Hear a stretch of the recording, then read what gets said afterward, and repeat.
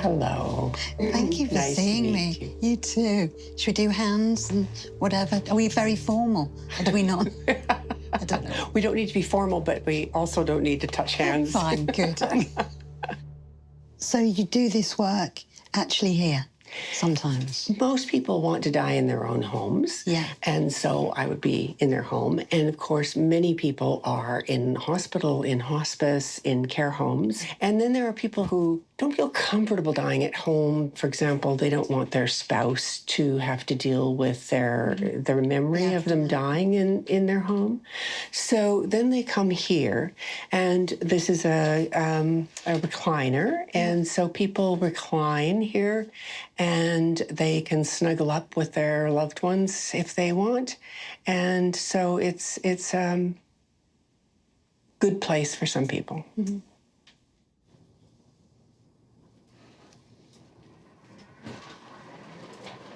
According to law, each MAID applicant must make a written request signed by an independent witness and have 2 independent medical assessments.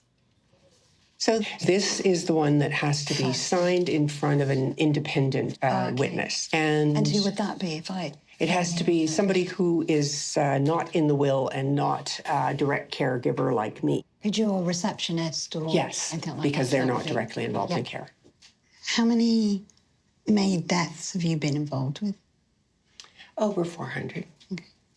That sounds like a lot. Is that what you do now? Like, is that No, I still run a contraception and abortion clinic in addition to my MAID work. Would you ever say no?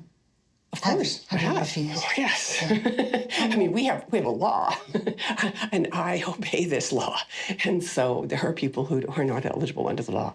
Now, there are the situations where I might find somebody not eligible or eligible when another person won't because of the way our law is written. In your experience, what do you think is the number one reason that people want MAID? The number one reason is autonomy, control. And what? And everybody's different in what they think of as autonomy and control. Yeah.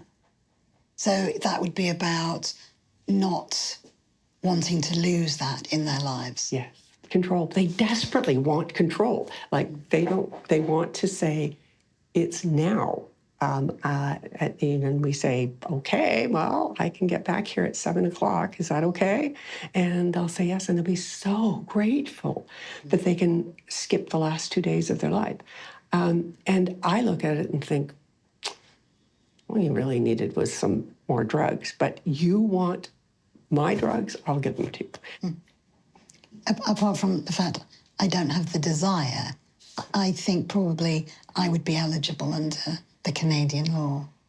Well, you'd have to be suffering unbearably, and you'd have to convince me that you were suffering unbearably. And from what you've said, don't worry, I know you're not going to do anything here now. And I'm not at all. I'm not scared. Yeah, I'm not scared. But I guess what I'm saying is there could be somebody next to me with exactly the same condition. Yes. Who doesn't want to go on anymore. I've certainly met people who are no more disabled than I am, saying that life is not acceptable in this state. And I would say, you and I are different, but not different in the sense of wanting to have some control. Mm-hmm. So, Liz, right now, you love life and you want to live. But there's lots of nasty illnesses you might get. Yeah. And if you got terminal cancer and you were having to deal with chemotherapy and radiation, wouldn't you be thrilled that if you had the choice to say, I'll go this far and no further? For me, I'm concerned that giving the option and the right to a group of people puts another group of people at risk. But I don't feel that you see that as a worry. What you're saying is to protect what you consider vulnerable people. You are condemning others to unbearable suffering. Unbearable suffering. And I am so glad that I'm a Canadian and that we have this law so that people can choose that or not choose that. But to say that somebody has to suffer like that is simply cruel. Do you love your job? I love my job. You know, I've always loved being a doctor, but, and I delivered over 1,000 babies, and I took care of, families. But this is the very best work I've ever done in the last 7 years.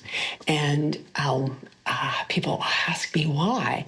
And I think, well, doctors like grateful patients. And nobody is more grateful than my patients now and their families.